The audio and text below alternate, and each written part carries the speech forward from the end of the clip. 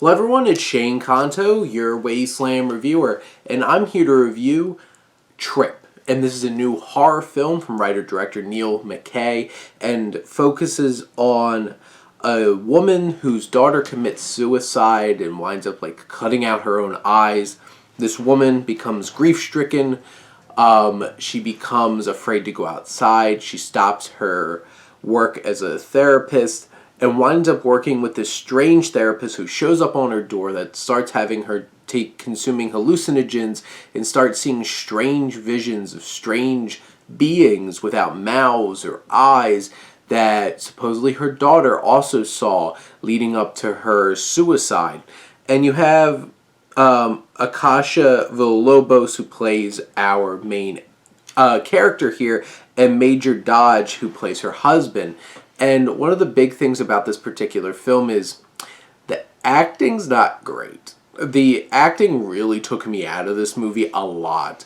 It's very stiff, it's unconvincing, and there's a lot of potential in this film from a narrative standpoint for a lot of emotion.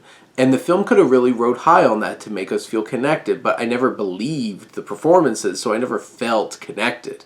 And there's also some moments where I can't tell if it's bad direction or acting, where it's just camera cuts and there seems a delay before they're oh, I'm supposed to run kind of thing.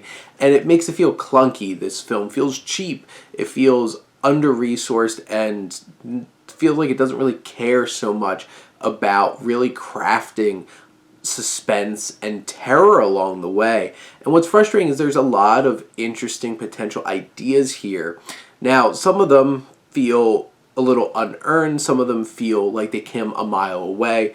I'm not going to say that this particular film has a lot of original ideas from a horror standpoint or really much at all standpoint, but it does have some potential. It has some ideas.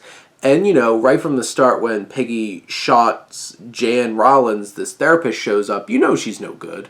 Things aren't going to turn out well. She keeps making all these comments trying to isolate Allie from her husband, Michael, and that becomes a big crux of this film. Their deteriorating marriage, and there's definitely some strong moments, but the actors don't really sell them as much, and that I think really hurt this aspect of the film, where it's just I can't really feel super connected because I'm not convinced of anything that you're saying, and they get in these fights and they feel so staged and stiff. But with this concept and the visuals, there's blood and guts and unnervingness, things happening to people's eyes and mouths, and it's creepy, it's unnerving, it'll put you on edge.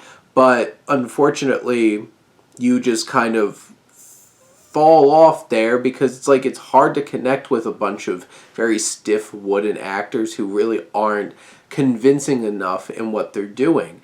And that can go a long way. But I feel like this narrative has some solid mystery about it, has some layers to peel back to really get you to the point where it's this is what this really is, this is what is compelling about it. But in the end, I think Trip has good ideas, but poorly executed, poorly acted, and just kind of leaves you wanting more out of this experience. And if they could make this with a bigger budget and a little bit more seasoned actors, I think this could have been a compelling and interesting film. And instead, it feels like an exercise on some ideas, but not really having the talent around it to really bring it to life in a meaningful way.